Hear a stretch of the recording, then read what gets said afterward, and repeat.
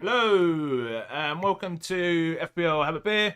I'll ask you to have a beer with me while I chat FPL. Sorry for being slightly late starting this stream. So in this one-off, It was my fault. someone woke up a little bit late. But yes, yeah, I think with the heat we can forgive you, Andy. We can forgive you. We can forgive you.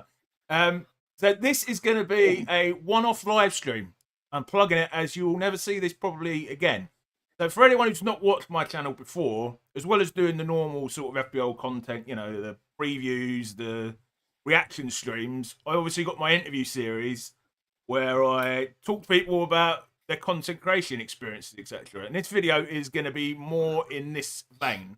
So Andrew and myself both started creating content at roughly the beginning of last season, wasn't it, mate? So we're going to discuss what we learned, what we are going to take from those learnings, and how that's going to affect our content next season.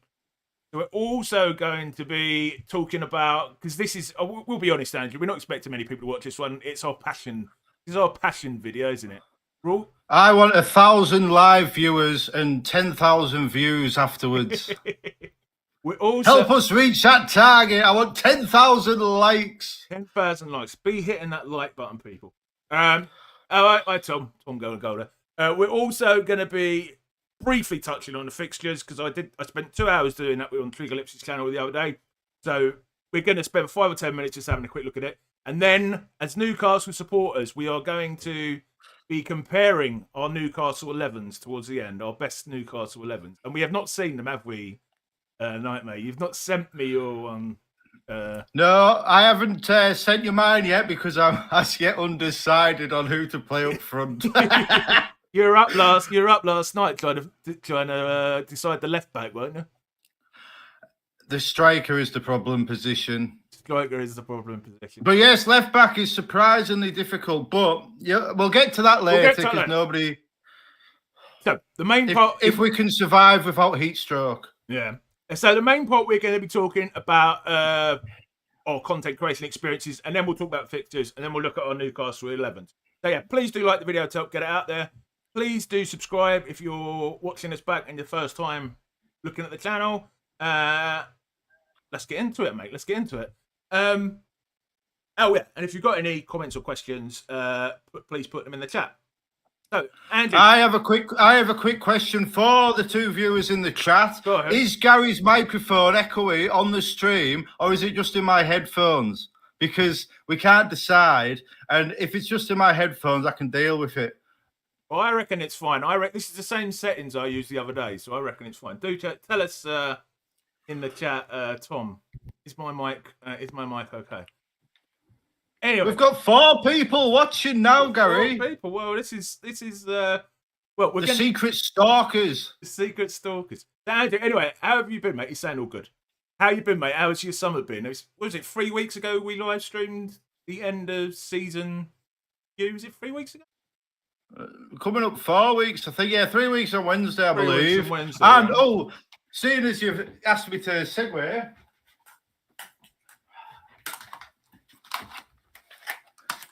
I have the League of Gentlemen trophy. Oh, I don't have my headphone. Look at this beautiful £10 trophy from Amazon. Wow, it's not even straight on the plinth, but it's straight to the heart of everyone who wins it. So I've finally got it. King Ding has brought it. He didn't deliver it to me in person. He left it at my mate's house. So heartbroken was he having to give up the fabled trophy. But it's here, and it's where it's going to stay.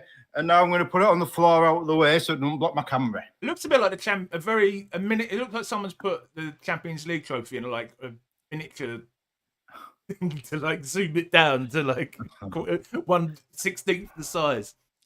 We all know it's not about the trophy, it's what the trophy represents. Yes. Winning a random fantasy football mini league. Which is the point of the game. The point of the game. Yeah. Has it got engravings of all the past winners on? Come on now. Well, you know, it's a £10 trophy. It's a £10 trophy from Amazon. That my mate Dinger's had hidden at his house since he last won the league 5 years ago. And finally, on my second time winning the mini league, I've finally managed to get it off him. Right. But, anyway, mate, how have you been? Are you missing FPL at all? Not at all. Not even. I'm not even missing. Like all I'm seeing, right? I turn on my Twitter. I'm missing the people. I'm missing having crack with you and with Trigger Lips and with Steve-O and with Roberto and with. I'm turning into Roberto here, just listing names. He's just popped up in the chat as well. He's going for a driving lesson. Good luck, mate. Oh, hello, Roberto. You've shown up just as I've started digging at you. Yeah. No, I'm missing that, but like. I'm seeing people like, oh, the fixtures are out. Let's record a live stream for 2 hours about the fixtures being out. I don't know. You can possibly mean. What is going on? Oh, let's do a stream about predicting what the prices will be. Oh my God, I'm thinking, bloody hell, do I even want to return to the game? Well, to be fair, mate, I am on holidays. I need to fill in my time somehow. You know what I mean? Just have a wank. Well, I do that as well, mate. But you know, that can only take up a certain amount of time for each day. You know what I mean? Steve-O's here, Steve-O.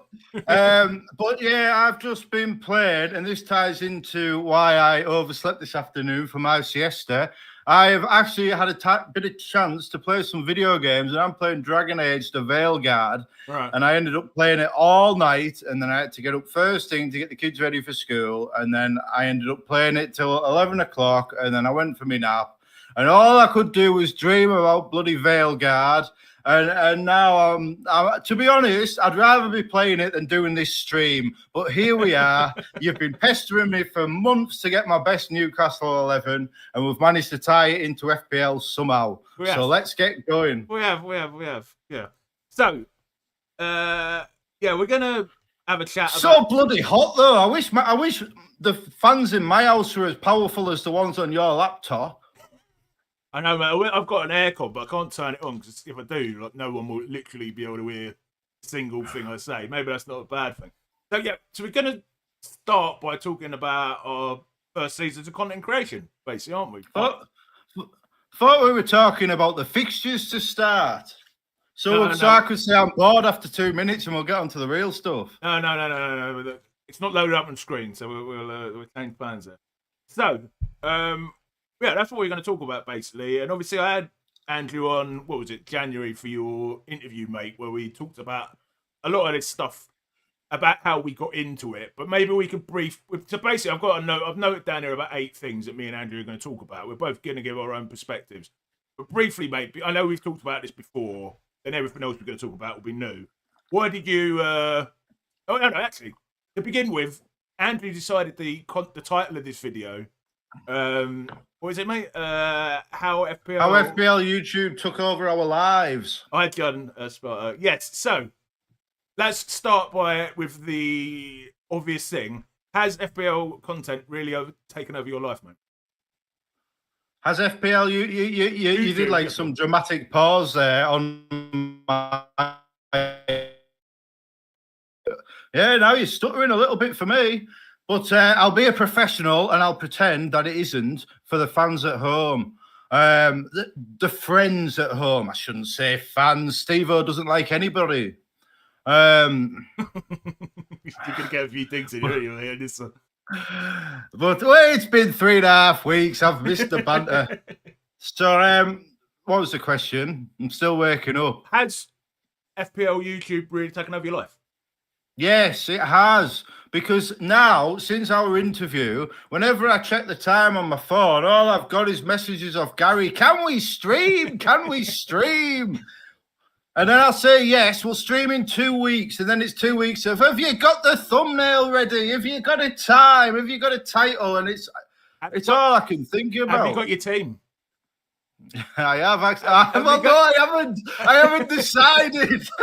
I've got 3 images printed up for you, but no, I'm starting to be a bit silly, and I'm wondering the crowd aren't going to appreciate it all the time with me obfuscating the questions. So yes, it did take over my life a bit, but not in the sense that Obviously, the videos I was making were highly edited, lots of images flashing around, lots of keyframes, moving things around. So it took a lot of time. And when I'm at work and then I've got the kids, and then literally all my spare time was making my videos until the last few weeks of the season. Oh, excuse me. So it absolutely did take over my life. And that's kind of why I'm staying up late now to get play Veilguard, because I'm hoping to get it finished and get another game done before the season starts again. Although obviously by the end of the season, me content had changed to more, well, like this, realistic, grounded, just turn the camera on and go. And then I started mixing the two. In your front room with your piano and... Well, we can't all afford a mansion, Gary. Well, you know, it doesn't come from the YouTube money. So yeah, it did take over my life, but in a good way. You know, I had my second best finish of my FPL overall ranking, and I won the League of Gentlemen. So the obsession paid off. Yeah. And it's quite funny because you often hear people in this community, they'll say, oh, the funny thing about FPL is it doesn't correlate. The outcome doesn't correlate to the effort. But for me, it does. Like when I obsess fully, I do better. And when I play it casual, I don't. I found doing those preview streams and talking about things, getting other people's opinions.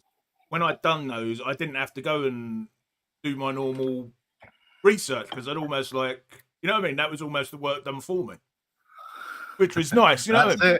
And then you went to review to find out what transfers you should make, and that was your entire season done for you. And it usually corresponds with what everyone is saying anyways. It's funny how that works. Yeah. I mean, I'd say from my perspective, it's taken over.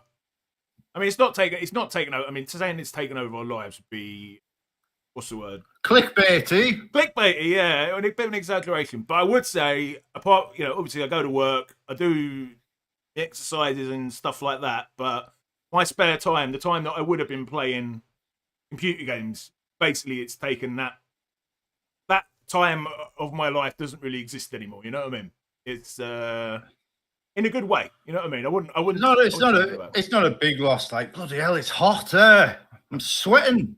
And not from the pressure of selecting my best Newcastle striker. I went and bought these Pepsis like an hour ago just to make sure they were refrigerated. Oh, I'm a rival. I'm on coke. Oh dear.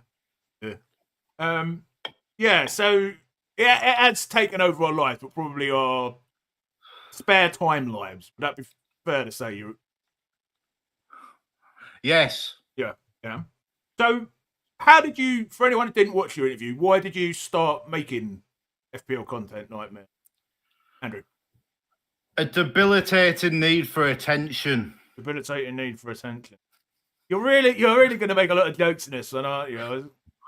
I'm half asleep, man. I'm half asleep and I'm melting. I'm wearing a football shirt because it's the coolest thing in the house I've got. And not cool as in, oh my God, let's hit the cop-outs of Paris. But cool as in, I mean, it's not even helping. I'm melting. And I can't turn my fan on because my fan's right next to my microphone. Yeah, same. But what was the question again? Why did you start? What the hell? Why did you start making on FPL content?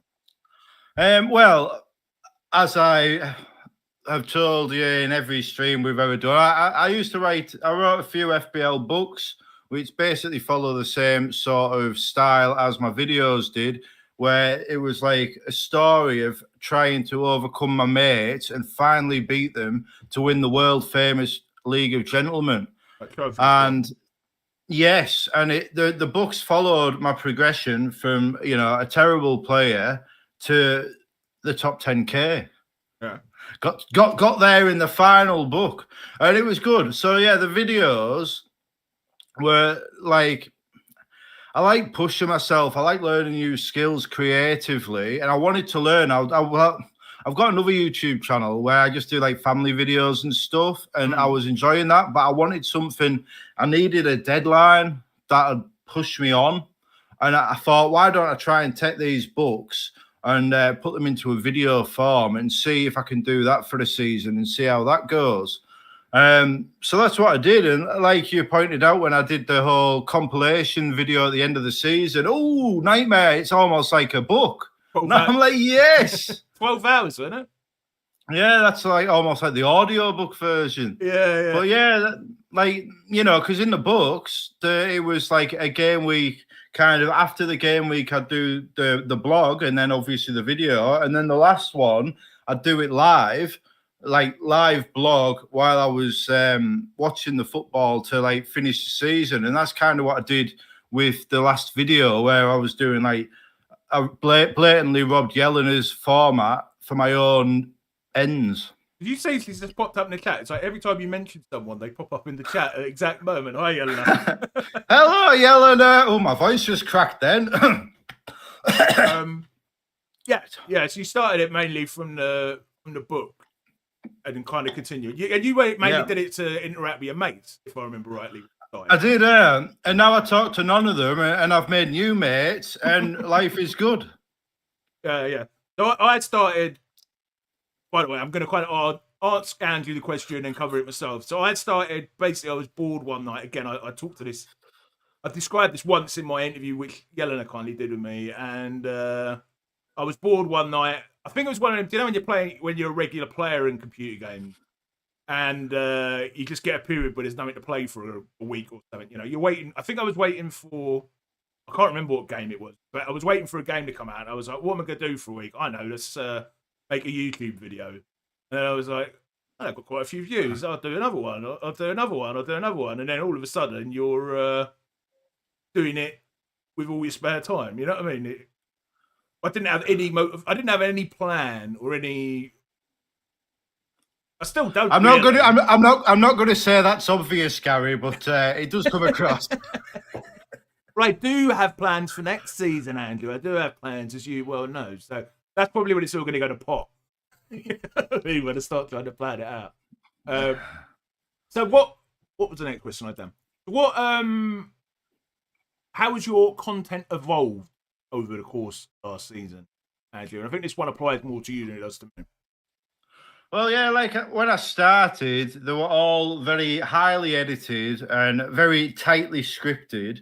And then by the end of the season, I'm doing live streams. I'm doing, well, with other people. I'm doing interviews. I'm doing, I'm robbing Yelena's format for the kind of live vlog. You really experimented a lot at the end of the season, didn't you? Different styles. Yeah, but sort of I mean, part of that, there's two reasons. One, because, you know, like I said, I've got a debilitating need for attention and I wasn't getting enough.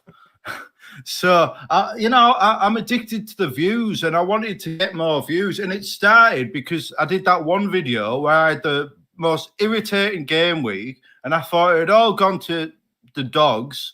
And then I just recorded like this and I just pressed play and I recorded like this. And at the end, I did get a bit dramatic and whatnot. It told quite a good story, I thought. But it got more views, and more importantly than the views, it got the approval of Steve-O, which is what I've been spending all season trying to get.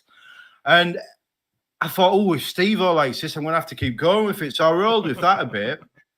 And then, it got more views, and it was a lot easier and a lot quicker and a lot more fun as well, because I'm not sat there, while the kids are home and the in the bedrooms. I can put my computer down and I can say, right, come on, instead of sitting in your bedrooms, let's get this house cleaning, and then they can clean the house and I'll sit back and watch the foreman. How much effort was the Yelena style dog? Well, what I would say is when I started, I was taking 3 days and about 25 hours to do a 12-minute video. And on the final day, I recorded a 75-minute video, edited it, and got it uploaded within 12 hours. Yeah. It was uploaded at the end of on that day. It was like 10 o'clock at night. So it was a lot easier, really. But I was editing as I was going. So I'd record a bit and then I'd come in, and then the hardest bit was mimicking Yelena's intro because I couldn't find the right font. If you watch, Maybe you tell us in the chat. What is that little bit? Is it dun dun dun dun dun dun dun? Like that bit where it goes between the scenes, isn't it? It's a song. Is it? Yes, I can even tell you the song if you give me a second to bring it up on my computer, because I've got it saved in my copyright-free music folder as Yelena's theme song and then the actual name. It's not called. No, I wonder if she can remember where we are. Yelena, it is, here we are, Havana Brazumba by Ezra Lip. Oh, that classic number we've all listened to many a time. Yelena's made him famous as far as I'm concerned. Says the song haunts her. Well, it's all right, Yelena. I'll rub it. I'll rub it for my own content. Your own content, yeah. Did you, when you watched back, when you did, I guess you didn't watch it back, but you edited them together. Did you sort of see a progression then when you did your 12-hour video when you were editing that together? I'll have a confession. It's the only one of my videos I haven't actually watched back yet. Because you need a couple of days. Well, I would be nitpicking. Yeah. I didn't have time because it's like, you know what it's like. The final day, everyone's still engaged, but we're all on the Monday. Nobody cares. So I needed to get it out in time so I could get 50 extra views, you know. Although what I will say, now we're talking about the views, is Gary, we have been going for 23 minutes and you have not once mentioned, please achieve my dream by liking and subscribing to my channel. That's because only people who have already liked and subscribed are really watching it, mate. Let's be. You're getting rusty. You're getting rusty. Yeah, well, you had something else you told me to ask you in this bit. Were you influenced by other content creators in your evolution of your content this season, Andrew? Yes, Steve-O. I said earlier, I've been desperate to get Steve-O's approval all season, ever since, like, I sent that video into him for your stream with him where I ripped the piss out of him a bit and told him I wanted to be his pal. Ever since then, that's been my main mission in the game. First, win the League of Gentlemen. Second, become Steve-O's pal. And then third, well, I'm still hunting Praz down, but that's going to have to wait for a few months, isn't it? Wait till next season. Leonard is saying, just check the font is the system. Yeah, I'm already on Google on the sly. Combs asking me, do these plans involve a walkabout stream, Gary? We're going to get to the plans in a bit, Colm. So how did my content evolve? So like I said, I had absolutely no plans to create a channel. I made one video, which was a tier list, which blew up a little bit. I hate saying blow up because blow up makes it sound like it got a million views. It got a few thousand views. And then I made a couple of other videos about deadline streams and stuff. And then I was like, how can I keep this going? Then I started the interview series, started getting to smaller-ish content creators on. And then Yelena came on, and then Praz came on, and then all of a sudden I was getting, big names on. And then I kind of thought, I cannot keep this interview series going constantly, so I'm going to start making more regular type content, like previews and stuff like that, which I started doing in about game week 30. Yes, mate. You said you got like these people on and you were getting the smaller names. Didn't you get like FPL Mate on as your third interview? Yeah. With his 200,000 subscribers. Oh, so you were hitting the big names straight away. Well, I suppose so, yeah.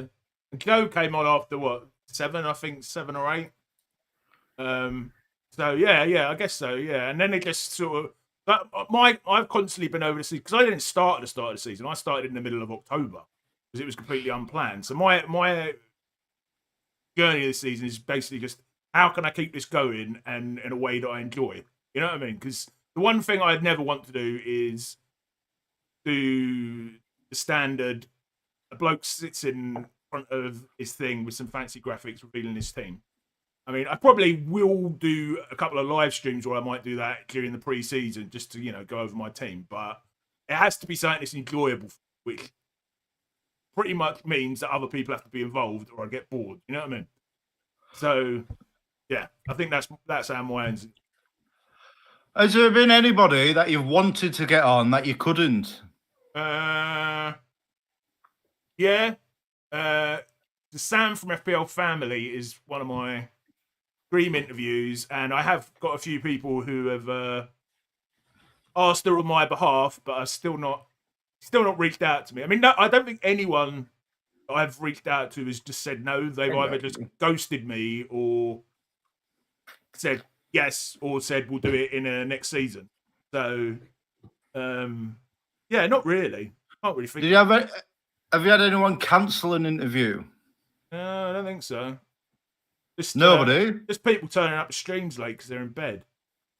I'm sure someone's cancelled at some point, but then they would have been redone a couple of days later. All of them. Oh, I know what you're prompting me to. Ask the question. But you've said I'm not allowed to say names. You're not allowed to say names. He's called the man who doesn't. When you a few weeks ago were going to get a notorious gobshite on your channel yes. and give him a platform to expand upon why he is the way he is and to why he's such a twat to people for no reason. FPL Bateman, a little prick. And you were going to give him the chance. You said I'll get too excited and mention his name. I didn't get excited. I'm very calm. I'm actually quite nervous. I feel like I've invoked Voldemort himself. But Trigger Lips isn't on, so you'll not watch it. Although maybe some of his followers will like clip it and Let's send be honest, it to him. You've been desperate to ask me this on the stream for ages, but I knew that I said no. But I know that only like my mates are going to basically watch it. So yeah, we'll talk about it. We'll talk about it in this one. Honestly, right? He is a gobshite. He's a prick. And the problem is, right, you can do the whole holding out, like I'm calling out people thing, and that's fine, that's fine. But he's obsessed, like it's ridiculous. He'll sit there and he's got like 4 or 5 people that'll respond to everything, and you're not actually quite sure if they're real people or just alternative accounts. And it's the same 3 jokes. It's boring. Oh, and he's advertising Manscaped. Heaven forbid. Heaven forbid. I finally blocked him last week. Not because he's not saying anything about me or anything to me, but I think I was new to Twitter when I started in October. I'll say about the interview in a minute. And it was, this is a bit different. He's taking the mickey. Yellen is texting me. This is unbelievably funny. It was texting me. Don't tell us. I saw the stuff. Gary's panicking because he can't ask him what to say. Shut up. I saw the stuff with her, and I thought, some of it is funny. When he texts about the general stuff, and I thought, okay, this is bloke. And after basically how many months we've been on there now, 7 months. And when he started, I mean, it wasn't helped by the fact I did a price reveal, player price prediction, and then he was basically saying who are these twats doing price prediction videos. But it just became the fact that it's just the same thing over and over. I suddenly realised how repetitive and boring it is, and that's why I blocked. That's why I blocked it. I was just like, I don't need this negativity in my life. You know what I mean? Do you know what it is? It's funny because every time Gianni tweets a video or posts a video or anything, he's straight on there. It's like that Lady Gaga song, I'm your biggest fan, I'll follow you until you love me. But nobody will love him because he's a miserable cunt. Like, he's got nothing positive to offer the world except misery. And he's so miserable in himself. He's trying to drag everyone down with him. And it's, it has an effect on people. It's not on. It does. I try to see the best in people. And the biggest crime of all of it is he's not funny. No. Like, if he was funny with it, fair enough. You can say, oh, you shouldn't make those edgy jokes, but they're not edgy jokes. They're just repetitive twaddle. And to go back to the point of why this has been brought up, you offered him the interview. Yes. I don't know how many people know this. You offered this little scroteman a chance to come on your channel and to explain why he's got such a cob on for these content creators. And I think a lot of it goes back to he doesn't like people making money off the game because he tried to monetize his Twitter account and got nowhere. And tried to be a YouTuber as well. I don't know. I've only seen that one video that goes around. That's what I've heard. And he's a gambling addict, and he doesn't like people advertising gambling. Which, to be fair, I think that bit fair enough to a point. I agree with him with that. But he's made his point, and now it's just vindictive loser behavior. He's a loser, and his friends are losers, and it's boring. Like, I'm losing my train of thought here because the misery. You want me to answer the question that you were originally Yes, the question. You offered him a chance to come on here and explain why. Like, I'm here doing my, amateur hour psychoanalysis. Let me answer the bloody question. Of this bloke from a distance. Why does he do these things? Why is he acting like this to people? And the fact is, you offered him a platform to come on and talk about all this, and he was all up for it. And then you said to someone, you'll challenge him about why he is the way he is towards people like what would have been the point of having him on otherwise? And you said that on Blue Sky, which Scopeman isn't on. And then 2 minutes later, he's texting you from one of his army of acolytes, sending him screenshots. And he's like, oh, I never realized you were going to challenge me. When the only reason anybody would be interested in him is because he's a prick. And they want to know why he's a prick. And, oh, you can't ask me that. I'm not doing this interview anymore. And it's coward behavior. And that is when I was done. Like, nah, you're a coward there. Come on the air. Scropeman, if you're out there watching, which I'm sure somebody will send you the clip, come on Gary's. Well, no, you can't come on Gary's channel because you're banned. He's banned now. You're officially you're barred from the FPL podcast. All right, Paul. What was I going to say? Yeah, but so basically that is the story. I mean, because the thing is, that interview is for FPL content creators. Yeah, I'm going to be honest with you. I was pissed when I invited him on. I had to send him a message thinking this would be interesting. But he is an FPL content creator in the sense that he posts crap on Twitter. What did he expect me to talk to him about? I asked people why they do. You've been on my interview series. I asked people, why do you do what you do? Why did you get into this? It's about mental health. I was going to have to ask him, how do you think your behaviour affects the mental health of other people? Do you know what I mean? I'm just posting numbers. Exactly. Fucking twat. So I don't know what he thought the interview was going to otherwise be about. You know what I mean? So anyway.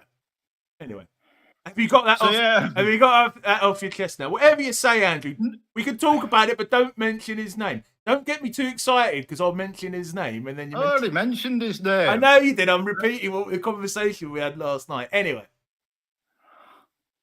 Scropeman. That's his name. I'm actually quite disappointed because I feel like I hadn't prepared for that at all, and then I've got myself. I'm being silly, and then nobody will talk about him, and they should because he's a prick, and it's not on. The behaviour's not on, and the cowardice is even less on. Be a prick to people, but own it and say I'm being a prick. Don't. I'm just saying numbers. Fuck off. Own your arseholism. Coward. Anyway, enough. Let's move on. Yeah, let's move on. All right. So, what was your favourite moment? I think I've got heat stroke. I think you might, mate. Did you see that? Did you see what Hindu? Oh, I'm not going to say that. It was a comment that I replied to one of Hindu Monkeys things, but it's a little bit extra. What was your favourite moment or piece of content you released last season, Andrew? Well, of my own or as part of a whole. Well, I tell you what it is. Like I've said this in your season review, my favourite bit of content was the watch along that we all did with Steve on Elite FPL. Really good, and it was also my most heartbreaking piece of content because the audio was lagging all the way, and it was so frustrating because it was so good. And people would have loved it, my first live thing as well, and we killed it. And then the internet just let us down. There was an upside to it though, because I think that was the final straw that's broken the camel's back that's going to make him go on to StreamYard. So there's always a silver lining, you know what I mean? Maybe I don't know about that, but if I do live streaming next year, I'm going to use Steve-O's software. I know, I know, and bloody Trigger, if he's in here, he's using it too, despite my warnings not to. But Well, I'll tell you what it is. I looked into StreamYard, and it's like 50 quid a month to get these silly logos off the screen. What's that all about? It's ridiculous, mate. Like, you can't even, black background. I want nice, colourful overlays, and like Steve was with his little video of the lasers, pew pew pew, and it's cool, and I want that. So, like, I think he uses Ninja VOD, which is a plugin for OBS, so that's what I'll be looking at. But if it doesn't work out, there's StreamYard as a backup. Com's saying he thinks people, the man who should not be named, who's already been named, slags people off to make himself feel better. Yeah, he said he thinks he slags people off to make himself feel better. Probably, mate. He doesn't. That's not why he does it. He does it because he feels like shit, and he doesn't feel like anybody else should be happy. There's a difference. There's a difference. They're a related thing. Two cheeks of the same arsehole, some might say. Yeah. Enough. So I've already caused trouble for us both. Yeah. So my favourite moment has, apart from obviously interviewing Andrew, got to be interviewing Mark Southern. I enjoyed that interview a lot. Particularly, I think I've said this on the channel before. At the start of that interview, he said, before we started recording, he said to me, "Can't ask me about the future of Black Box, and you can't ask me about, I usually ask like what should the Premier League change." And I didn't think about much of it at the time because I wasn't going to ask him. And but I text Steve-O a couple of days later. My prediction is by the end of the season. Steve-O can verify this. Mark Southern is going to leave Black Box to go and work for the Premier League. And then, lo and behold, a month and a half later, that's exactly what happened. I wish I could have got odds on that from like Ladbroke or something. I reckon I'd have got like a good 20-1 or something on that outcome. I tell you what it is. All I'm going to say about it, we've talked about Mark Southerns a lot, and over the last several streams, and rightfully so. He's a wonderful bloke, but the official game are absolutely missing a trick by not having him on some sort of official podcast. Like, they should have just taken the black box. Yeah, but I mean, it was. They should have taken the black box. What is their official podcast? As an official YouTube podcast or something, as an alternative, the late night podcast, Yeah, but then they should have done. Then Az couldn't go on about Manscaped. Don't bring this up. That's probably the only good thing about that live watch along not working was the fact that we were talking about pubic hairs for too long. I'll tell anyone who watches Black Box and doesn't believe that what they're saying, Az literally turned up with a Manscaped t-shirt on and started telling me how brilliant it was. Well, I don't want to say that. He genuinely believes in the product. I did say on that watch along, if you look at Az's beard, you can tell that he'll be well groomed down below. Yes. And and if Yellen is still watching, do not confirm. Do not confirm. Do not confirm. Honest to God, Gary. Good minute. What else he said? All right. What was your worst moment or piece of content? The watch along not working properly because I wanted that Manscaped conversation clipped forevermore. It was a good. No, of my own. I would also put your interview. I feel like that's when with yourself. The good things, yes, the good things. Yeah. Apparently, as his bathroom cupboard is very aggressive. Shave them balls, you twat.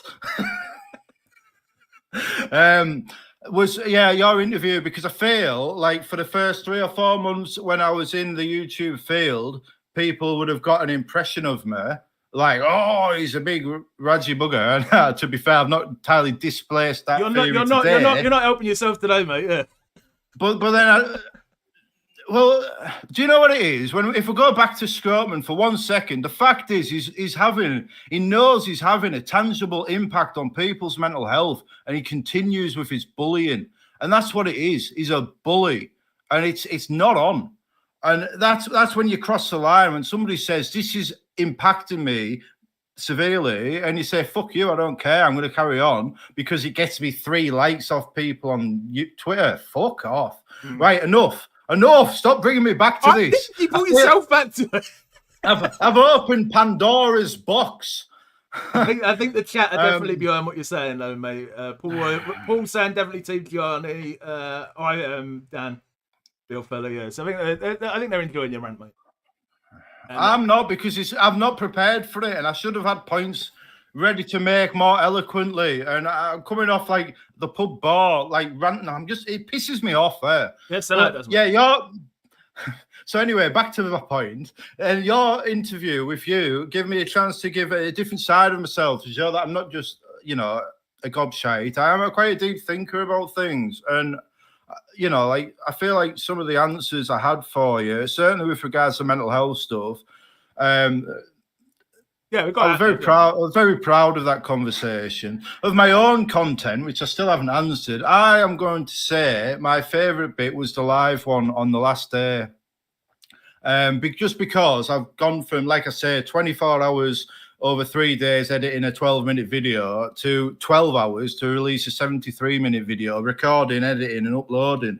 And I was, and that was including an hour of rendering. So, I think it shows the level personal development of me and my confidence in my abilities and my just being me, like accepting that people, for whatever reason, seem to find me at least a little bit entertaining. I'll big up her as well, mate. So that time you come and did it, I mean, we weren't live, but you prepared a lot for that and you were very nervous about it. And the fact now, 6 months, I mean, that was obviously a very calm, considered conversation we'd both prepared for. But you can now come on here and do like this sort of crap, and you know what I mean? Is brilliant, and I include myself in that. For less than 5 live streams later, and I'm completely unprepared in a shambles. My Amy Winehouse career arc has happened very quickly. Cherry Coke is my addiction. That's a bit dark, mate. It's a bit dark. What would be my worst moment? I haven't actually thought about that. Probably. I'll tell you. Talk about me not being prepared, Gary. When really early on in the channel, when I hadn't actually decided if the channel was going to be purely FPL yet or just football related, I spent fucking nights on it writing it was going to be a tier list of the Premier League from 92 to 2025, like the best one. And I was going to do it in different parts, and I think I did the 1992 to 2002. But nights doing it, recorded it, and then watched it back. I just thought, this is, and deleted it. No, that was it. No, I released the video on my channel as a live premiere thingy, Bob, and within about 20 minutes, it got 4 dislikes. And I already knew that I hated it before I put it on there, so I quickly deleted it and then decided, yeah, I'm not going to do football. I'm going to stick with FPL, which I'll probably more about. Wonder how many dislikes this video is going to get. Once the horde descend on it. Very true. Very true. Right. So next... I haven't even answered what I dislike about my own content ever. Oh, I did. I said that watch along with Steve or how it didn't work properly. Of my own videos, there was a couple around Christmas where I was quite ill, and my voice, my throat was sore, and I had to really fight to reach the microphone and to be heard. And when I watch them back, I feel they're a bit shouty. Like I got a bit carried away, and with the illness as well, and I just think I went a bit too far with the character, but you learn from these things. And now I come on, and the only anger you get from me is move on, Andrew, move on. Yeah, so that is literally gonna be the next question. What have we learned? What have you learned? I'll ask you first. This is the only one I've actually got notes, and I've got quite a few things noted down here. What did you learn? You're up, man. I learned that coffee was still a bit too hot. Burnt my tongue. Well, yeah. What did you learn from making FPL content? I guess what things you should do, but more interestingly, what shouldn't you do? In what sense? Any sense. 20 hours. Spend 20 hours editing, I guess, is one of your things that you've learned.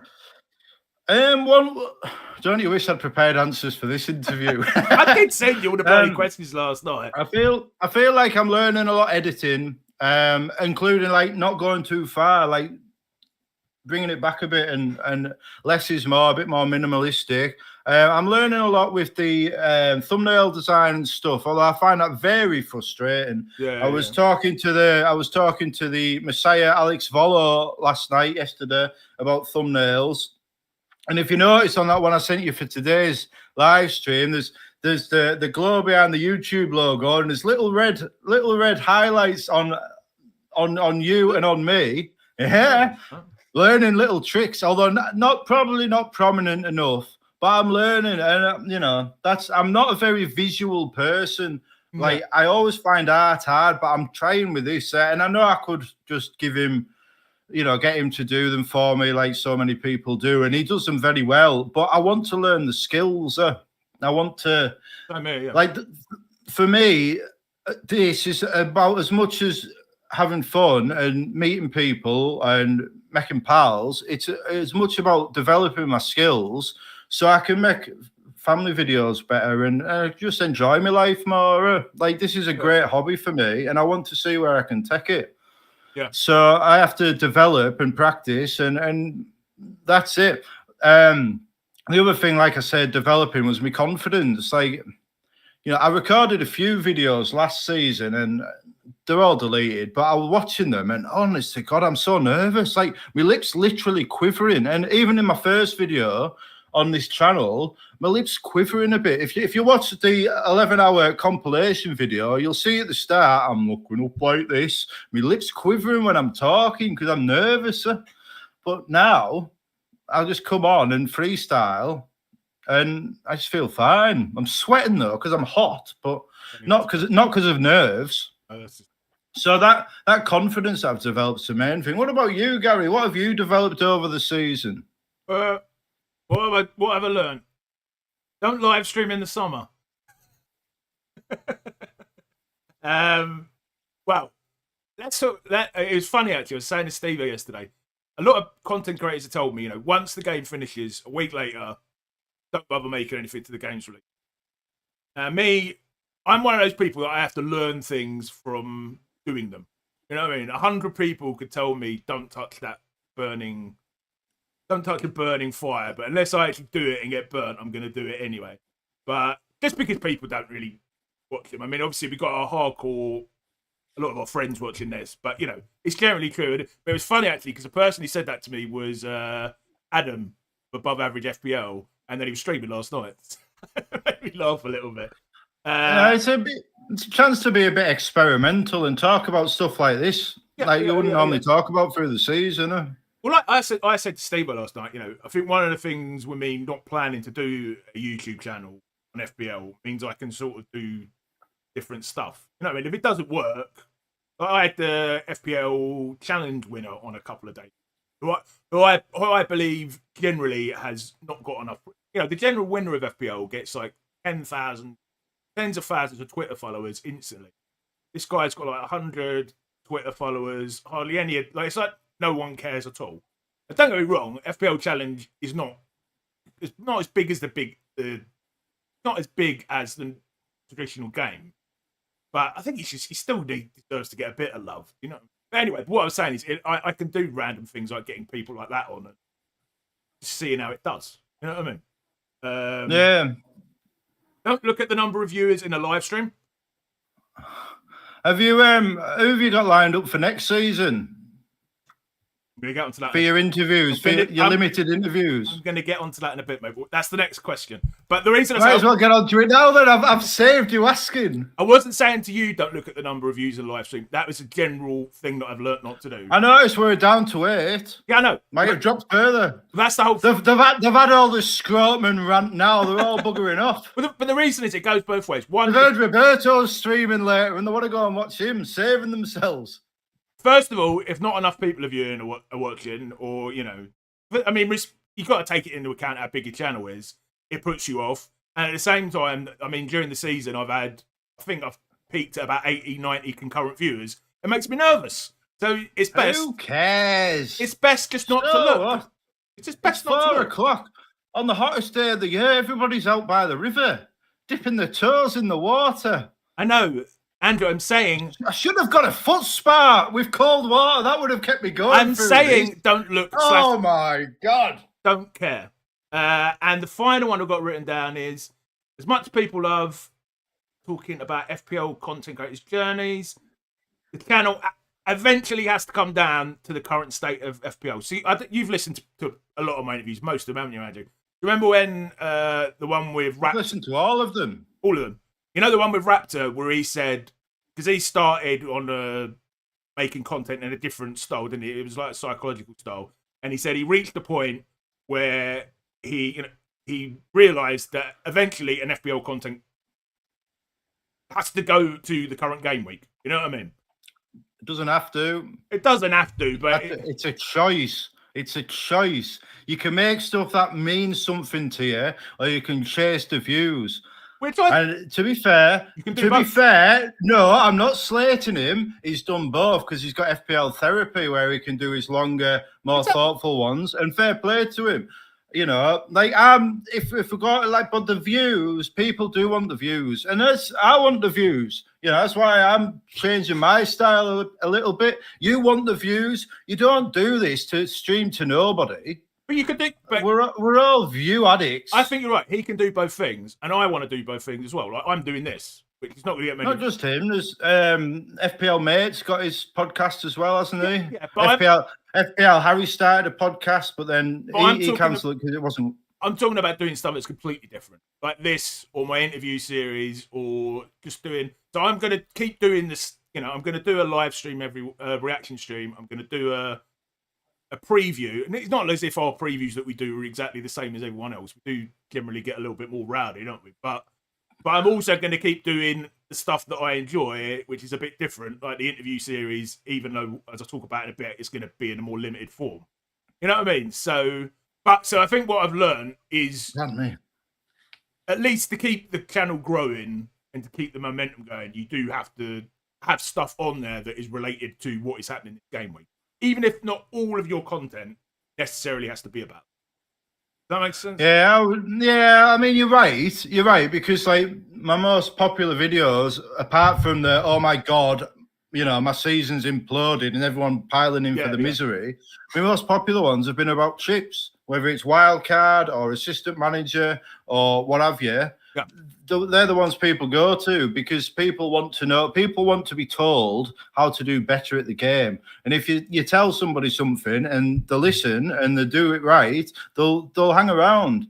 Now, even for me, there was one lad, Christian Stroman, I think his name is, if I remember that rightly.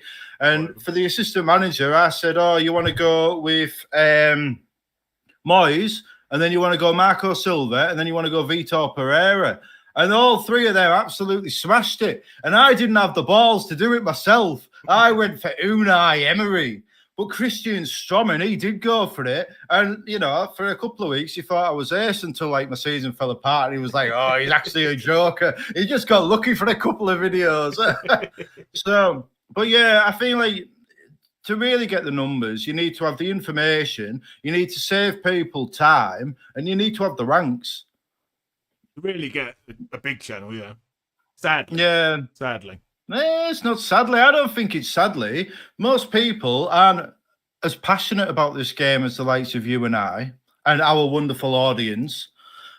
You know, we only target the specialist, most wonderful people to play the game. But also, people like, I don't think James Planet FPL, he's never had a top 10k above average FPL, neither of them have had a top 10k.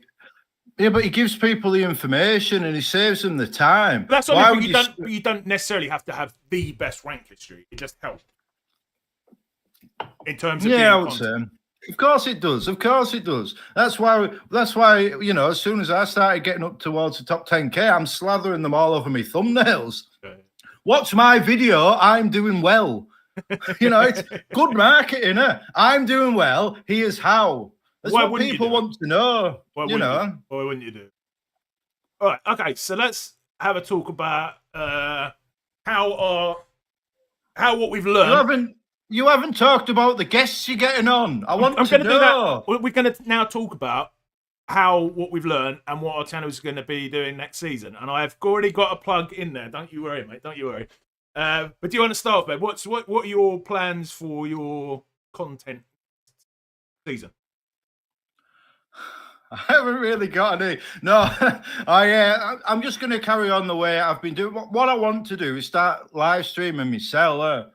What my plan is I want every Monday I want to live stream because I've generally got the house to myself for some of the day because my wife's at work, the kids are at school, and I want to like basically.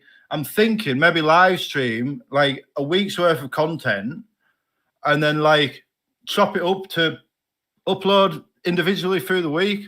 So like I'll start off with the review and then with the transfer thoughts and then with the team selection and just do it all in like 90 minutes and then just upload like 4 or 5 20-minute videos and I'll crack along the way.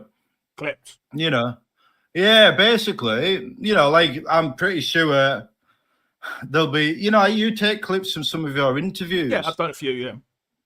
Yeah, because like people do these live streams. I see them all, and I'm like, why aren't you making clips of these? Some people can't watch 2 hours of a live stream to see what, say, Az's team is going to be at the weekend.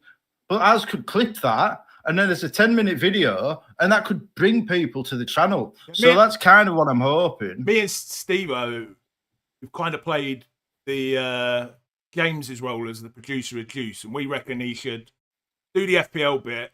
Release, you know, do it live, release that the next day as a clip. I mean, I know it'd be a bloody long clip, and break the social bits down, you know, like the best 3, you know, those sorts of bits, Room 101, and release those as clips. I bet you they'd probably do, because their views are criminal. I mean, Steve-O gets very passionate about it when you talk to him. They're criminally low. The Jews? Yeah. The Jews, honest to God, if they spent 2 hours clipping up that program, it would go massive. Guess the player. How quickly can you do it? They've got on the playlist because randomly popped up on my YouTube recommends the other day. Behind the scenes at FPL Juice from like 5 years ago. And like Ash had hair and Nick had Nicolas Cage hair, and you know, so I watched it and it was ace. And then I went on the playlist, like the best bits of the Juice, and it had like, I think, did Az break the record for the fastest thing? And then it showed like the clip of Az guessing the player Cunha in like 16 seconds or 6 seconds or something. And I'm thinking, why aren't you clipping that every week? Yeah. That guess the player is perfect for a short or they do a shorts. Reel. They do some shorts, but they don't do consistent ones. They should be doing like, I would do every section. I would go as far as to do every section. And like on a Wednesday, you put out one section, and on a Thursday, you put out one section. And you want to get people thinking of the Juice every day. And then you can come along, oh, I wish I'd watched this live. I could have joined in this banter. Yeah. And then come the Tuesday. Although if I have one piece of advice for the Juice, it would be switched to a day when I'm not at work. I want to watch it live and I work every Tuesday. You get one more live view then. Say hi to Niall, who I met at Juice's charity match, haven't I? I love the Juice, like. And, I love Michael. The Juice. What a program. Yeah. So you're basically gonna live stream it in clip. I'm thinking about it. Yeah, still got a while. You know. I just want to make more. I want to be more reactionary in the sense that, like, I did that one, the mid-game week reaction about when I sold Wissa for a hit and then he went and got 12 points or what have you. Yeah. And I just went down the park and just recorded my thoughts. I did quite well in the views comparative to the rest of mine. And you know, I enjoy it when Steve-O does it every week. Oh, my God, I've had a defender and he's only got 2 points. It's the end of the season, you know, and I enjoy that. I enjoy that. I don't want to have to record something that's scripted and then it's like 3 days before it's out. Because if I'm feeling something, I want to be discussing it. And the best way to do that is to get the video out of what I'm feeling and then I've crack in the comments about it and then I can work through it. I'll just say, so, yeah. Sorry, mate. I'll just say, I'm hoping we're still live because I've just I think it's got something to do with the heat. Yeah, we are. Yeah, we are. It just disconnected. My Wi-Fi just disconnected or the OBS and then reconnected. I think we're still going. I think it's the heat because like my Wi-Fi signal is down to. Anyway, hopefully it'll hold up. Yeah. It's been doing it throughout the stream for me. Like you keep cutting out all the time, but it seems to be working fine. So yeah, okay. Sorry for anyone watching it. So shall I go on to my plans and I can reveal some of the things. So have a look at my notes. So first, Gary, what are your plans for the season ahead? So they're going to remain fairly consistent with what I've already been doing. But so I'm gonna, and me and Andrew might get into an argument about this.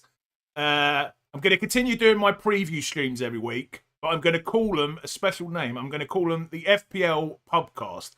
The reason I say having an argument is Andrew, that should be your channel. Yes, name. I know. We've talked about this quite a bit already. I'm keeping the channel name as FPL Have a Beer. I love FPL Have a Beer. I love that title name. But the FPL Pubcast, it fits in with the channel name. Beer, pubs.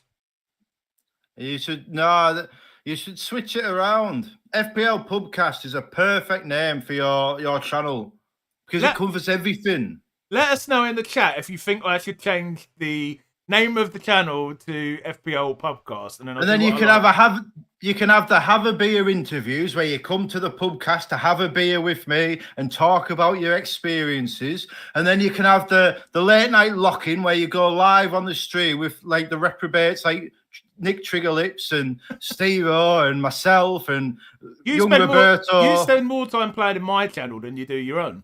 I think that's all. I do. Honestly, I find making things for your channel easier than mine. Like, I did you that thumbnail yesterday quite quickly. I'm trying to do something for my own, and it's a nightmare. I'm having to talk to Volo for 2 hours. It's because you're not so perfectionist, probably, about doing thumbnail for my channel.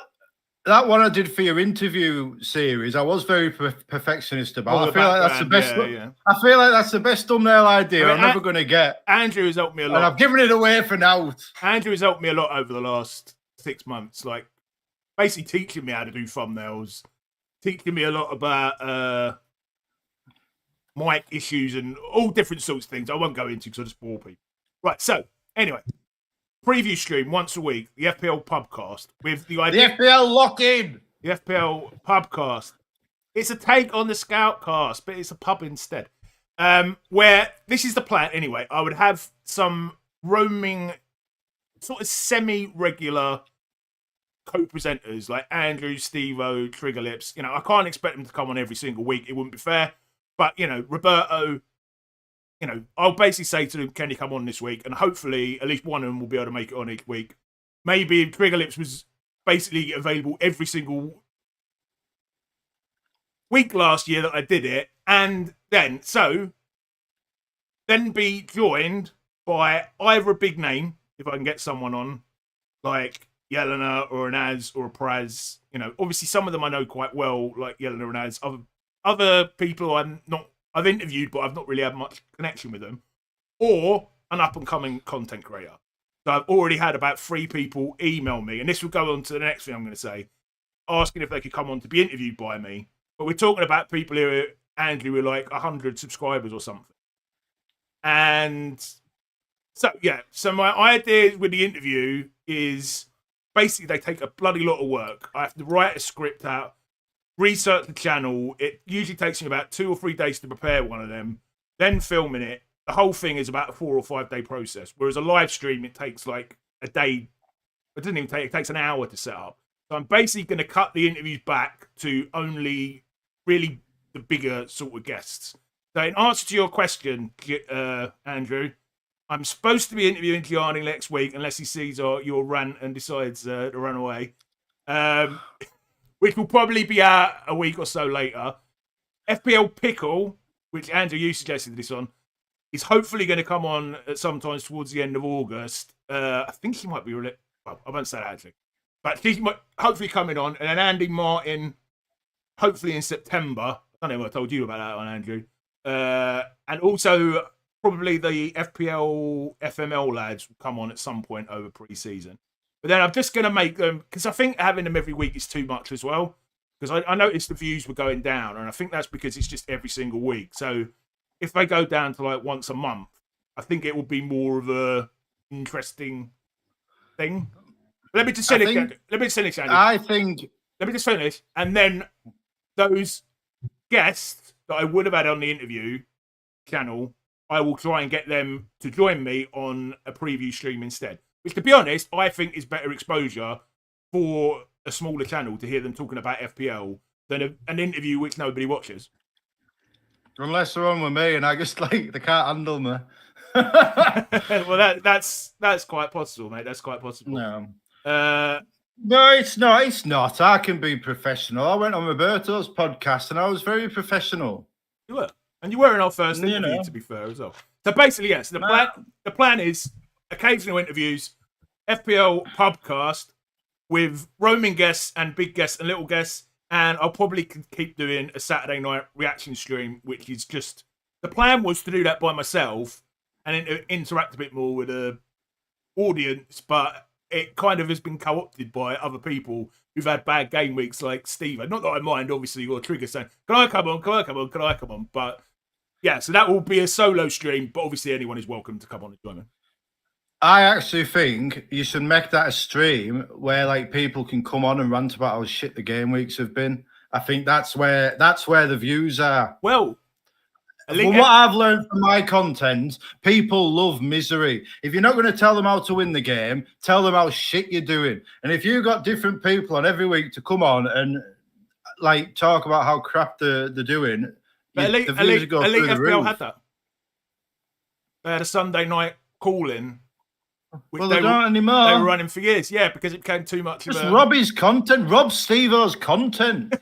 Steve-O will tell you why that imploded. I won't go. Yeah, but I'm not talking about that. I'm talking about getting like Steve-O messaging you. Can I come and do it on the stream tonight? Oh yeah. And then yeah, I'd have that. You know, well, like have that for like if FPL fella has a bad week, get him on. Yeah. I know. I thought you're not getting him on for an interview anyway. No comment. No. You know, or if Yellen has had a bad game week, she can come on. I definitely get Fella. I mean, the thing is, again, with Fella, he's not a YouTuber. I don't expect that interview's going to get massive. So I'd much prefer to get him on for a preview stream. Right, yeah. If that makes sense. So, not that I don't want Dan on, but it wouldn't make sense for me to interview him based on the criteria I'm using. Just read out a few comments, mate. Niall saying he wouldn't mind the beer podcast. Beer podcast. Having a beer podcast. There we go. It's even simpler. FPL Discomfort. Hi, mate. Kieran. Early finish from work. Nada Zero in the garden. Is that a type of beer? Tuned in to two... I think he's saying Fanta. Oh, Fanta. Two living legends and two of the best content creators of 24-25. Thank you very much, mate. And FPL Affair Weasel says, give our podcast a watch, please. FPL Affairs, we love your interviews and learning about everyone's FPL histories. Thank you so much, mate. DM me, as I'll probably completely forget once we've got through what we've still got to get through. You shouldn't be going on people's podcasts and asking for shout-outs in the comments. Like, come on. I don't mind. Poor form. Yeah, but if they try that with some of the bigger channels, they'll just get blocked. It sounds like spam, even if it isn't. So there's your advice. Okay.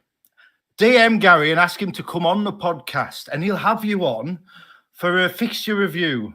I will have anyone on within reason. You're anyone's for a beer, Gary. I'm anyone's. So, yeah.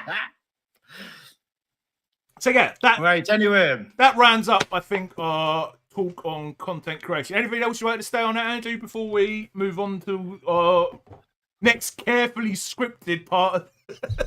Let's do the fixtures next. Let's do the fixtures. Right, we're not gonna. Then we can keep the FPL stuff, and then we'll move on to the fun for the fans. Right, I've got to add. I don't know why. When I tried to do this earlier, it messed me up. So I've got to share screen again. So these are the fixtures from Fantasy Football Scout, ordered by Difficulty. The main reason I wanted to show you is obviously me, as we're about to get on to doing our Newcastle XIs. Didn't it piss you off a little bit that Sunderland at top and Newcastle bottom of the fixtures? I thought like you couldn't make it up. You couldn't make it up. knowing that we were going to be doing this on Friday. Today. What I will say is that it hasn't pissed me off because I haven't even looked at it. I've looked at when the derbies are, which is December the 13th and March the 21st, I think. Yeah. And I've looked at who the opening game is in the last game, and I've not even looked at it. It's the middle of June. You play everybody twice. Who cares? But what I would say, no, it doesn't piss me off that Newcastle have got the hardest fixtures. You see where we've got Leeds and Wolves and Bournemouth. I wish that was Man City and Spurs and Man United. I want all the hard fixtures to start with away from home, because then you get the momentum building up once you pass them. Look at Wolves last season. They had like the worst opening 8 or 9 games of anybody. And then they got rid of Gary O'Neill as a result. But then they got that momentum. And then, you know, they started ticking over, and it was easy games every week. So I would rather play the toughest teams first. Like they said, "Oh, who do you want?" And I said, "I want Liverpool away for the opening day." Also, we got Champions League to deal with as well, haven't we? And like for Sunderland, all them fixtures should be red. Really, they're shite. I know they're shite. I'm just going to plug. If anyone wants to like a deep dive in this, I did a video on Triggerlips's channel. I was delighted to be the first guest on his channel on Wednesday, and we spent literally an hour and 45 minutes talking just about this. So, yeah, I mean, the only other thing I'd say apart from that is a lot of people are saying there's not a standout team with good fixtures. Yeah, I like that. It's going to make it. It's going to aid the planners because you have to. It's a squad season this year. You need to have people to bring in.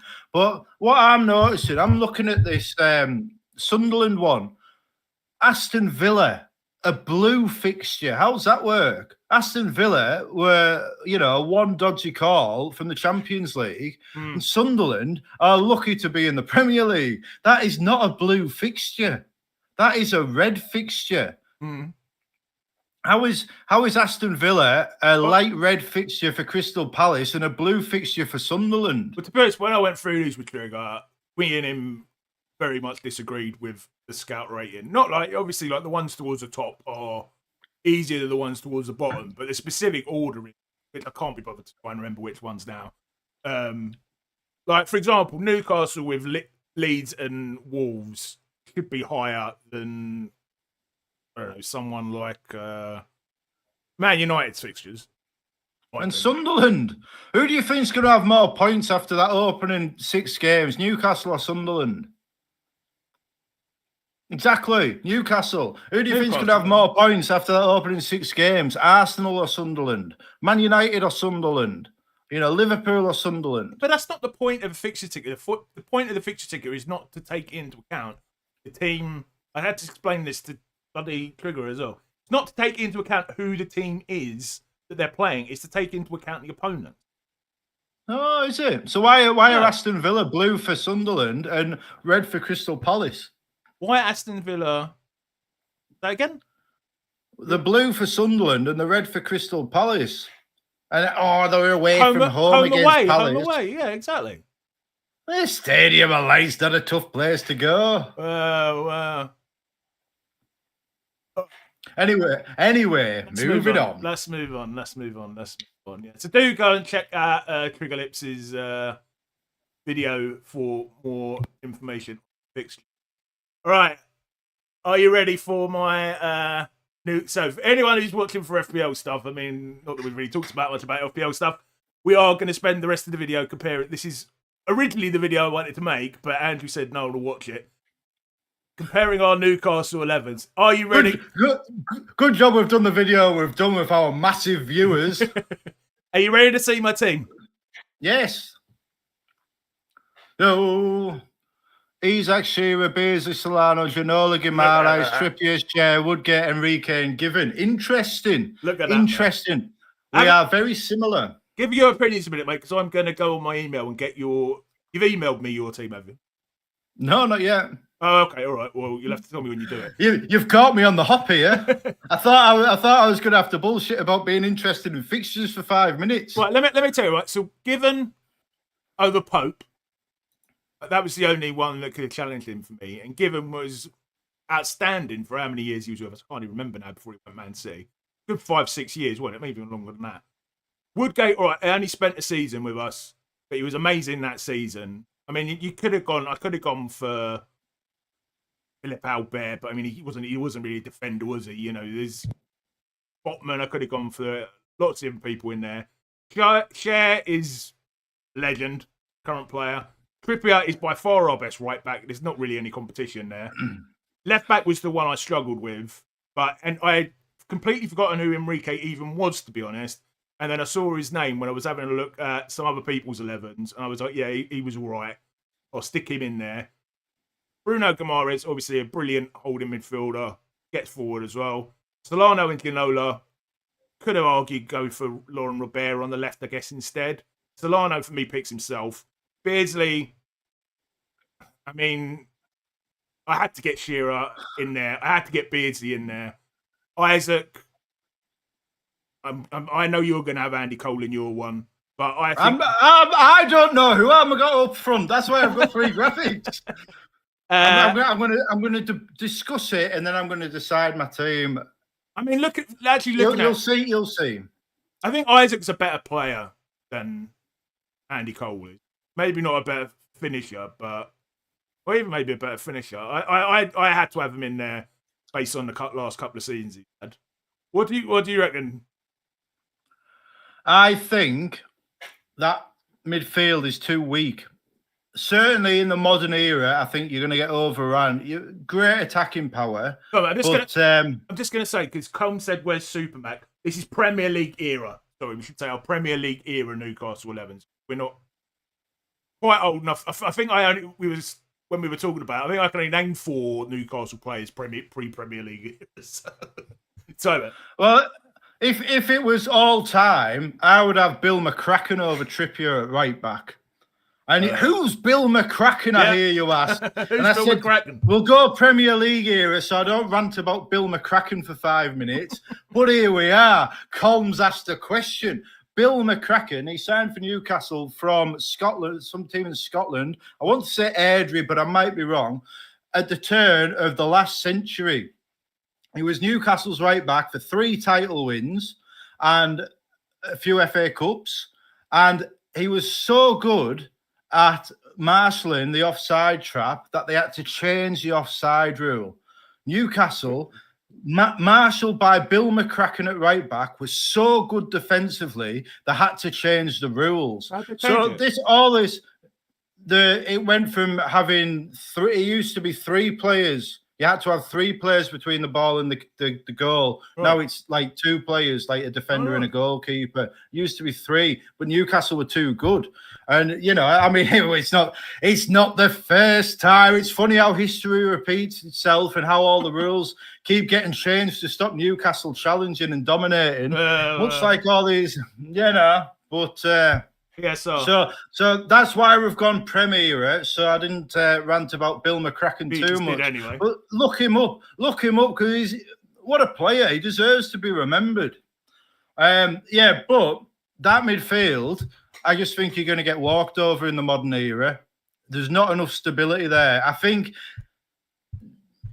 it could work. The only other, I mean, I guess you could say Tonali was David Batty. How many good defensive midfielders have we had? Czech Tiote, David Batty, Gary Speed. Speed wasn't Paul Bracewell. Speed wasn't Rob Lee. They weren't defensive midfielders. They should be in the team. They weren't. They were attacking. Particularly Rob Lee. No, you've picked 11 great players. All right. But I'm about the team. I'm about winning. My team would beat that. Right, Do you know what? I might stick Demba Ba up front because it'd still beat your team. Maybe even Shola Amiobi.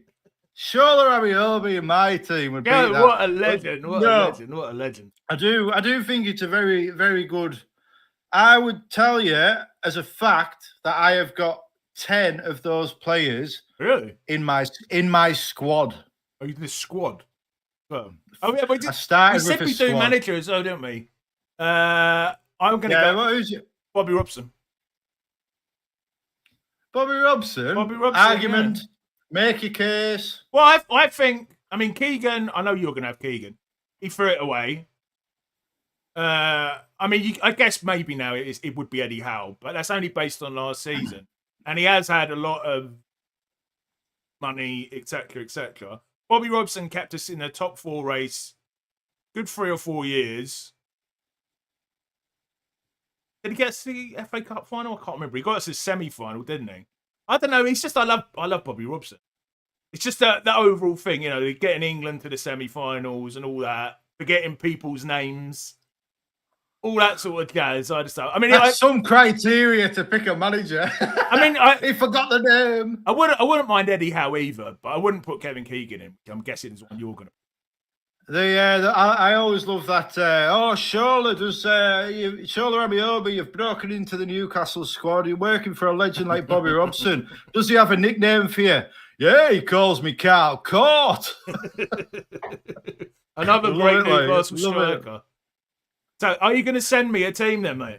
Right, I will send you first. I will send you. Do you want it via DM or do you want it on the email? Do it either way. Right, where is my squad? All right, that is with you right now. Was it DM or email? On Twitter. Okay. I want you to bring it up on the screen so I can see who you're messaging on the sly. Your image looks nowhere near as good as mine. It's the team. I don't know if it's going to let me upload this to the thing. That's the only thing. Because have a go. No, it's all right. I'll email you it. So it might let us present it. Let's have a look. What's your thinking behind Ginola? I just loved him. I mean, I guess it's partly I fell in love with football. You know, I was a kid when Ginola was playing. I've got more fond memories of watching him. Yeah, I can't upload it, mate, because it's a JPEG. It's in your email. Ginola just had so many great moments, didn't he? Like twists and turns, the goals in the 5-0. What was it? Ginola. He's going to turn. I can't remember the bloody line now. You know when he turns and then he shoots. Gary Neville. Yeah, in a 2-0. Just so many great memories. Whereas I just don't have those memories of what am I trying to say? Ron Bear. I don't know who else you'd have in above them two. They're both in my squad. I'm trying not to look at the image while I'm uploading it. No, they're both in my squad. Yeah, I know. I'm trying not to look at it, so when I see it on the screen, it will shock me. Image file. Right, I'm gonna have to defend some of these selections as well. I feel. Why is it not coming up? Who's that? Image file. Oh, here comes the pressure. Gary's not done the tech. Here we go. There we go. You didn't email it to me to be bloody on air. What do you expect? This lovely graphic. What's this? 3 goalkeeper. What? In the Premier League, you have a 25-man squad. In Europe, you have a 25-man squad. So I have selected a 25-man squad to navigate a season. Go on, then.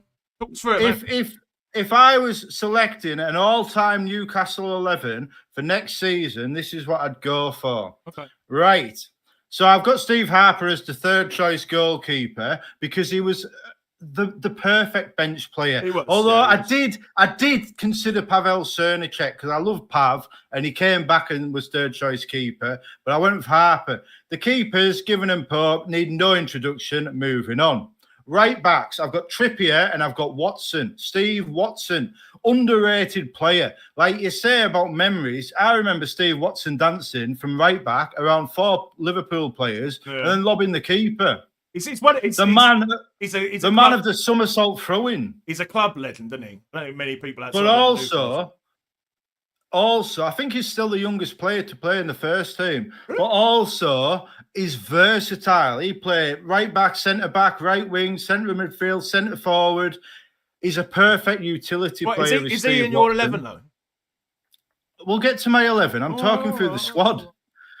The defence, Sharon Woodgate picked themselves. Albert would cover Woodgate, and then I've got Botman as well, because I think Botman will surpass Woodgate. Big Dan Burn. It was Dan Burn is at left back. Give us a big Dan Burn. I'll get to Big Dan Burn. I just like you to say it. I love it when you say it. Big Dan Burn. Big Dan Burn, yeah. I have got for left back. I have gone with Burn and Tino Livramento. And I can see. Oh, what about Olivier Bernard? What about John Beresford? I can see Enrique? Colin in the What chat. about Enrique? What about Jose Enrique? Dan Burn, like, I could make a case that the best Newcastle backline should be Pope, Trippier, Share, Botman, and Burn. Because when that was our defence, we were like the best defence in the league, or the second best defence in the league against, Man City, Liverpool, Arsenal. I think Arsenal was slightly better, and then it was us. Like 3 years ago, they got us into the Champions League, where we went and absolutely butchered the current European champions. So you can stick that defence against anybody. So if you're looking at it as a collective, there's a strong argument for that. But if I'm looking at individual, I think Woodgate is the best defender. Yeah, skill and ability. So until he went to Real Madrid. But like, you look at the left back. I mean, I could make an argument for them, but Livramento at left back, he's in there at left back over Lewis Hall, because Livramento, he did well at left back when he first broke into the team last season. He was holding Lewis Hall out the team, and he was doing well in the Champions League, in the big matches. And then, like, this season, I don't give a fuck about, like, how on earth do you judge who you would have in your team apart from the big game players?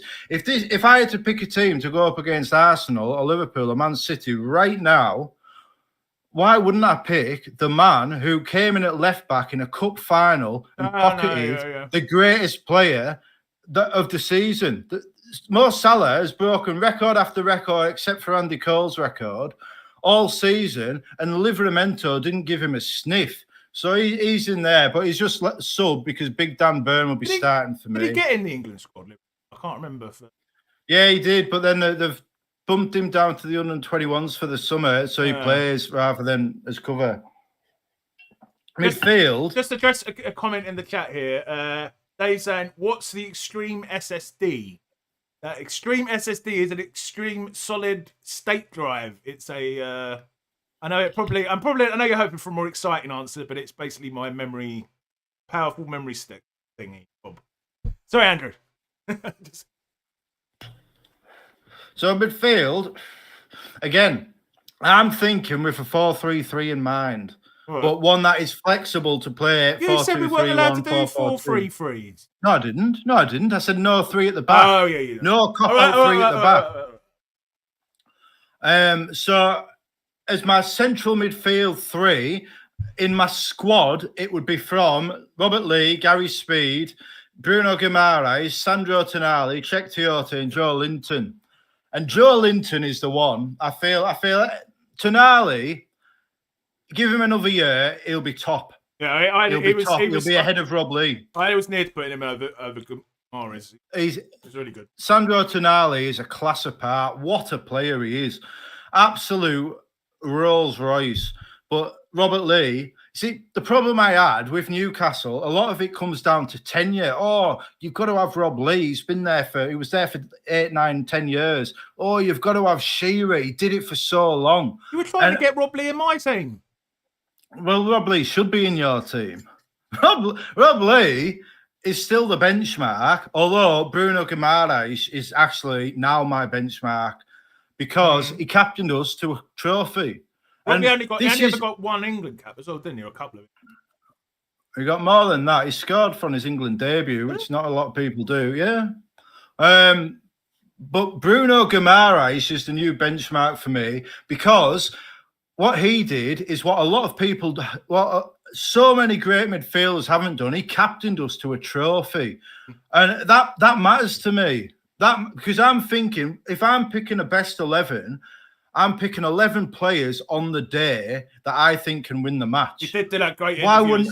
Well, I remember you mentioned it in one of your videos that when he's standing there, what a leader of men. I love him. Leader of men. I love him. Yeah. I love him. We go on to this pitch as players. We leave it as fucking legends. And they fucking did. Ben Arthur.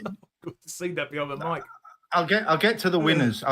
This is a squad. This is a squad. A 25-man squad.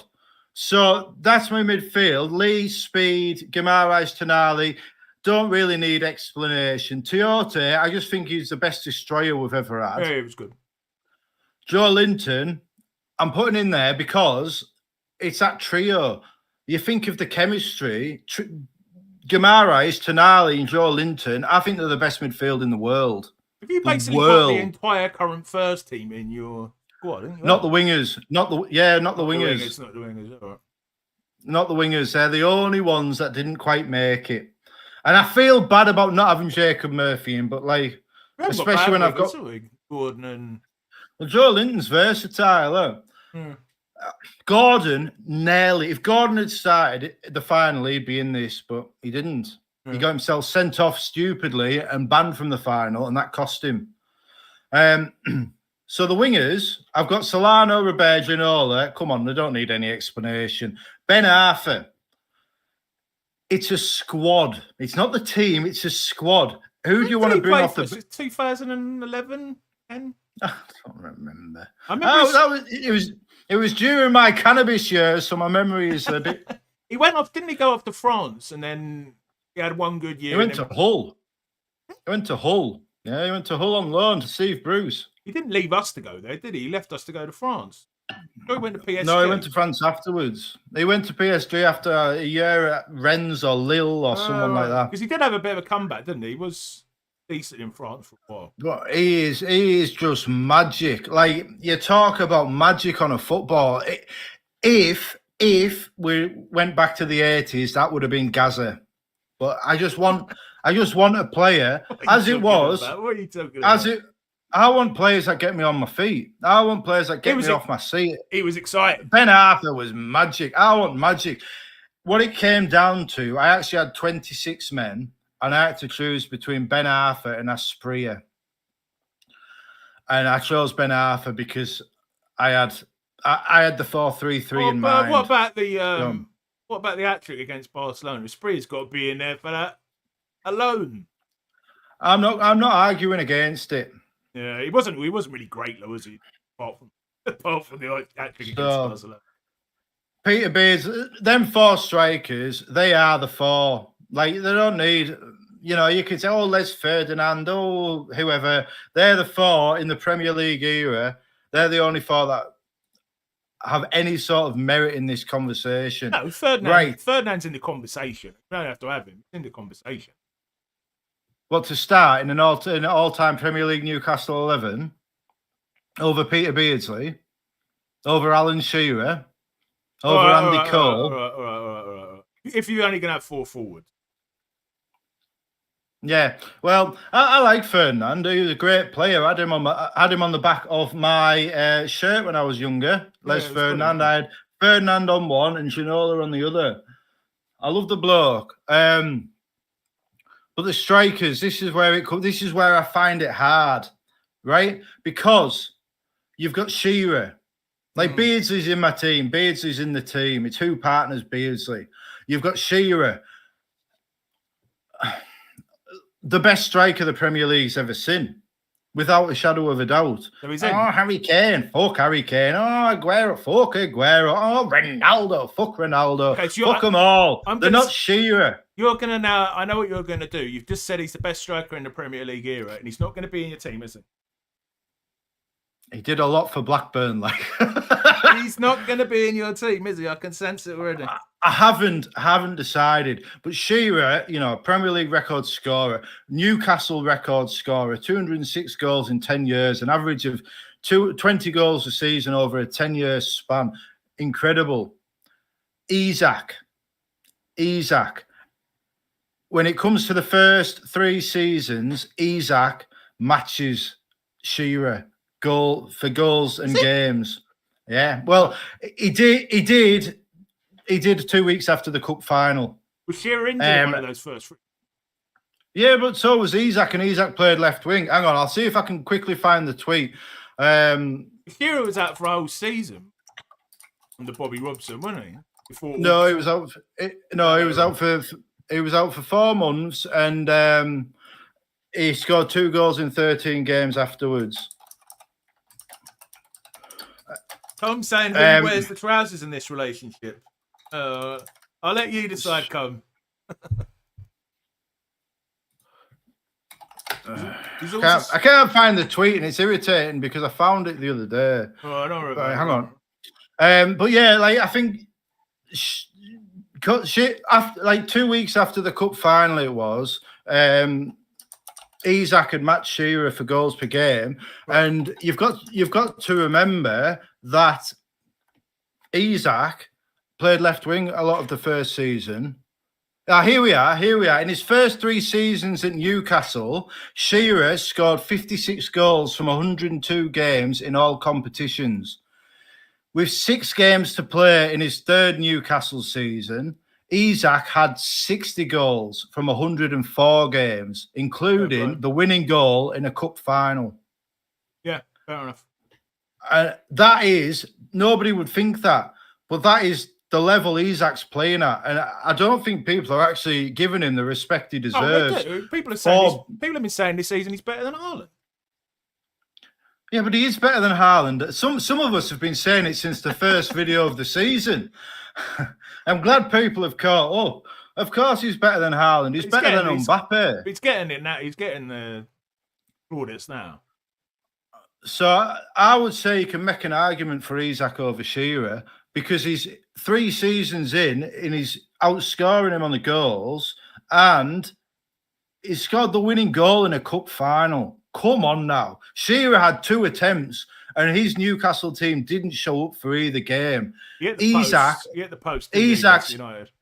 started 1 cup final. He was a sub in the first one. He started 1 cup final, and he scored the winner. So what's your team then? Let me talk about Andy Cole. Honest to God. What's the rush? Here you can see who wears the trousers in the relationship, Com. It's obviously not me. Andy Cole, in that first season, we got promoted. I would say it's the best season a Newcastle striker has ever had. Absolutely incredible. Like average 0.87 goals a game, which is 0.01 behind Hughie Gallagher. But we're talking Premier era. That's 33 goals per game. Yeah, 33 goals. He scored 41 goals in all competitions, and he got 13 assists. Now, in the Premier League, it was 34 goals and 13 assists. I think it was 14 assists in all competitions. But, you know, which has been matched by Shearer and by Mo Salah this season. Mo Salah matched it. 47 goal involvement.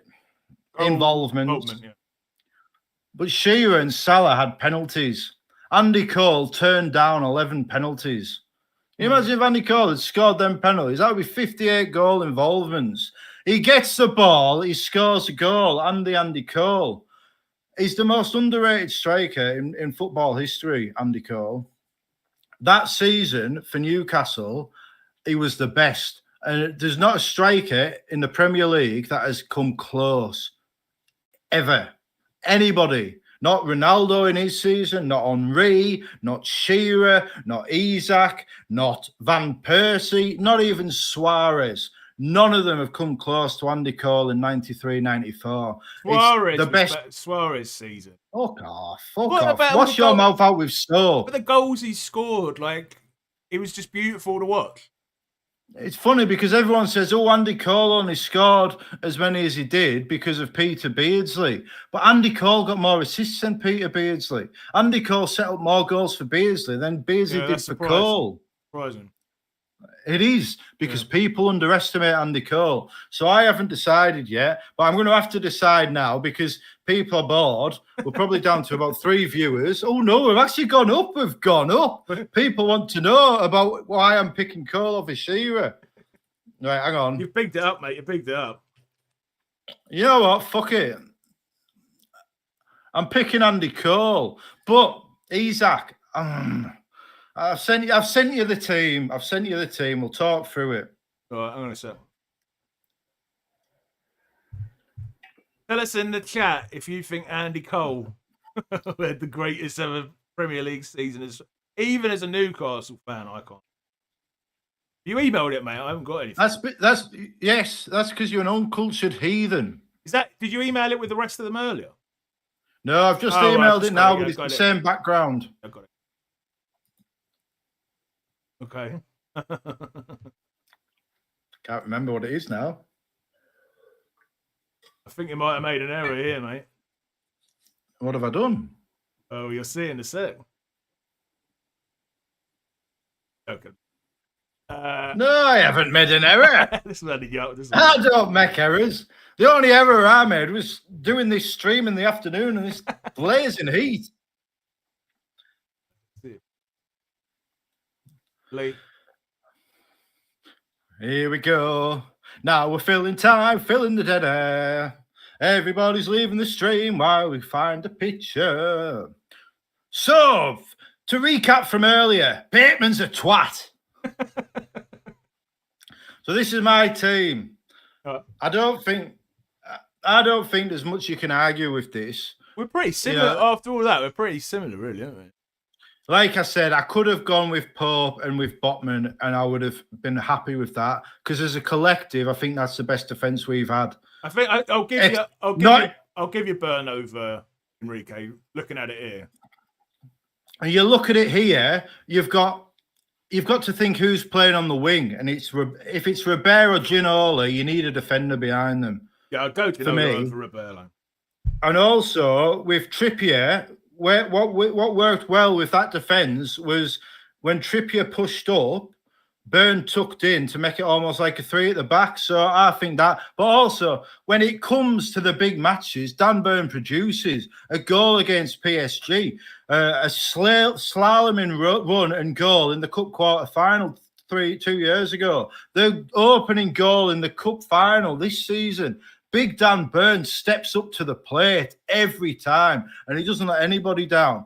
So I don't think we've had a better one. Oh, Lewis Hall. Lewis Hall in 2 years might be in this team. Yeah, he was in some of the teams I looked at yesterday, and I was like, what? I think he's got a lot of potential. Far too early. He's got a lot of potential, but it's too early. Dan Burn's done it for 3 years now, and 3 years is a lifetime in a football career at a particular club nowadays. He's a good centre-half as well when we need him. Yeah, midfield I found hard because I kind of wanted to go with the traditional three, but what I've done is gone with the 4-2-3-1 because Beardsley, he did drop into midfield and he's kind of like that between role. Yeah. He wasn't a Robert Lee. He wasn't a centre forward. Well, half the time he was a right winger. Robert Lee and Bruno are the two. The third one, like if I wasn't having Beardsley, it would be between Tonali. It wouldn't be Gary Speed. He'd be in my squad. He wouldn't be in my team. It would be between Tonali and... No, it would be between... Right. It's Robert Lee or Tonali, and I've gone with Lee. But in a year, I might change my mind. If it was Tonali, Joe Linton might be in that team. If I'm against for solidity, then Tonali. If that team is against a Liverpool or a Man City, I'd probably take Ribeiro out and Solano. I'd have probably Beardsley on one wing and Joe Linton left wing and Tiote as the third midfielder. So you see, this is what I mean about the squad. You've got to, but if I'm picking a team to go and win the FA Cup final, this is what I'm thinking. Pick a team to win the FA Cup final. And that's what I've gone with. I think it's hard though, because I'm thinking, Ribeiro and Solano, two devastating crosses, and I've not got Shearer in there. So maybe, but Andy Cole, they're good enough at crossing. They could hit it lower. Ribeiro was better than Ginola. I'm saying it now. He had more end product. He was equally as lazy, but he had more end product, and he was more dangerous I think he got like 22 assists in his first season or something daft, or maybe it was over his first two. Oh, well, of course, they're all competition. Or maybe over the first 2 seasons. Whereas Ginola only got 7 goals for Newcastle in 2 years, you know. And football was a bit different then because you had 2 strikers. So it's, you know, it's not quite, people weren't quite judged the same. There wasn't all this stat obsessed stuff. But yeah, like Ginola, 55, Robert, 55 assists and 32 goals for Newcastle in 4 seasons. Yeah. Two of them were under Graham Souness. So for me, it would be Robert, I think. But I'm looking at it, I'm thinking, well, if I've got Robert and Solano, I should have somebody get on the head there. So maybe I should have gone with Shearer. Isak, I could make the argument for Isak. On the left? But play him on the left? No, instead of Cole. Isak over Cole. I think Cole works better in this. I think it does. If I had Beardsley right wing and Robert left wing and a holding midfielder, I'd probably go Shearer. But then I've not got Isak in, and I've just made the case.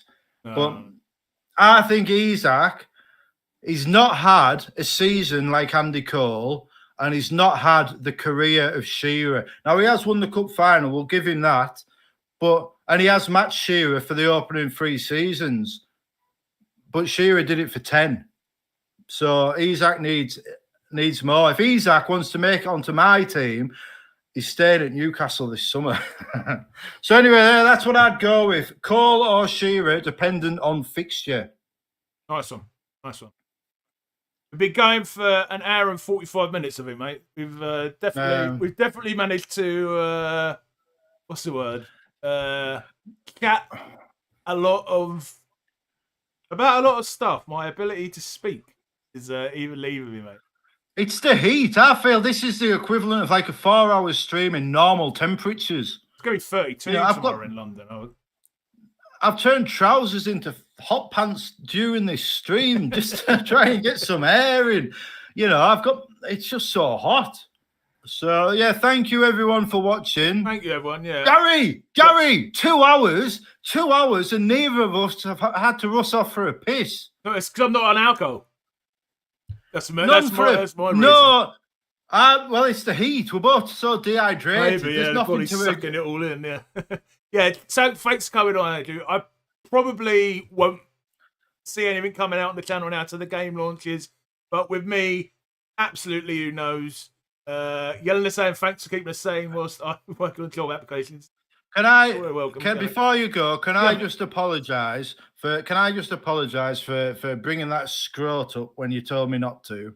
Well, I know. I said we talk about it. Just a name. You don't deserve any backlash from that. I know people when you talked about getting them on the interview. I know people weren't happy with you, and and I get the argument that he shouldn't be mentioned. He shouldn't get any publicity at all, and he shouldn't. But sometimes you just got to get it out there, and the bloke's a cunt. Well, Scrotman. Let's not go back onto him, mate. Let's not. No, but I take the responsibility for that segment of the stream. If you want to go back, it was about 25 minutes in. If you're one of his acolytes, chop it up and send it to him, and maybe we'll get a few more views. But you don't deserve any comeback on that because you asked me not to bring it up, but it's just been needling at me for weeks. It has been, mate. All right, cheers everyone for joining. I will see you when the game belongs about a month away now, probably. Cheers, Andy, for joining me. Come on, you'll be back on by the weekend. And it's Friday today. I am getting bored during my annual leave, I have to admit. Please do like the video. Please do.